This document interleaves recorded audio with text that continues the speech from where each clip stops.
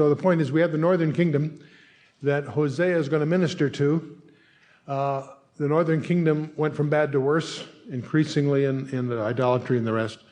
The southern kingdom declines later, and most of us are familiar with Jeremiah's writings as he wept over the death of his nation. That was the house of Judah, the southern kingdom.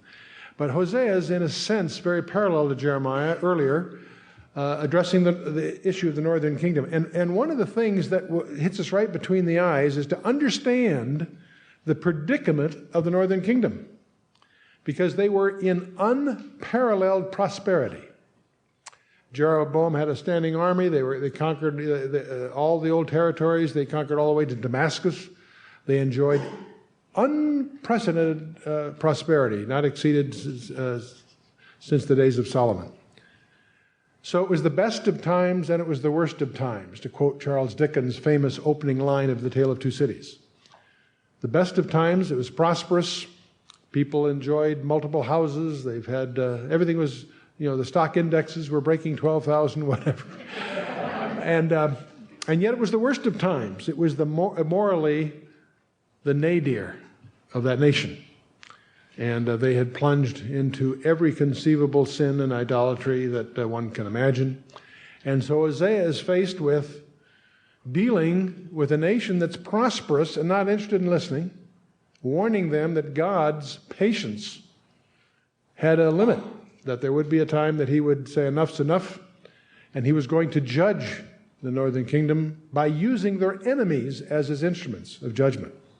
That's the message of Hosea in a quick nutshell. And of course, that should hit us right between the eyes, because America has never been more prosperous in many, many ways, technologically and in terms of investment performance. The stock indexes are defying gravity.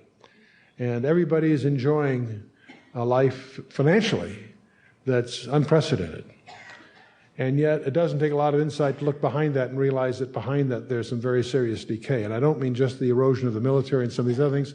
The real root problem of America is its moral decay. Never in its history has America been more openly condoning of immorality, of corruption in high office. Make the list. And our entertainment industry takes pride in exporting adultery. They don't make a movie without it, it seems. It's not just the sin, it's the open cultural condoning and encouragement of sin.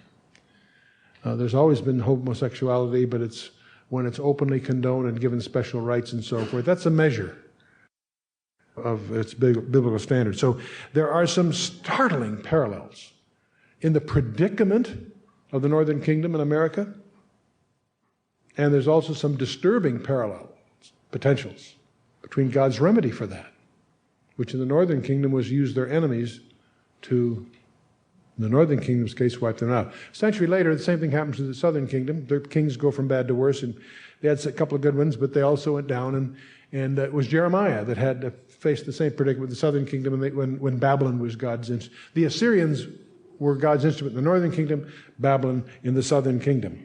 In the last couple of verses of chapter 1, we saw several prophecies all wrapped up there. In chapter 1, verse 10, we discover that Israel will experience a great increase in population, Hosea tells them.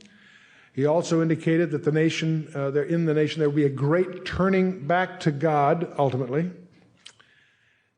Also, he predicted that the northern and southern kingdoms would once again ultimately be reunified into a single nation. He also indicated that they will appoint themselves one head, ultimately, who, of course, will be the Messiah. Now, these prophecies are yet future. They're not to be realized in the lifetimes of his hearers, but there is a positive subsequent destiny laid out.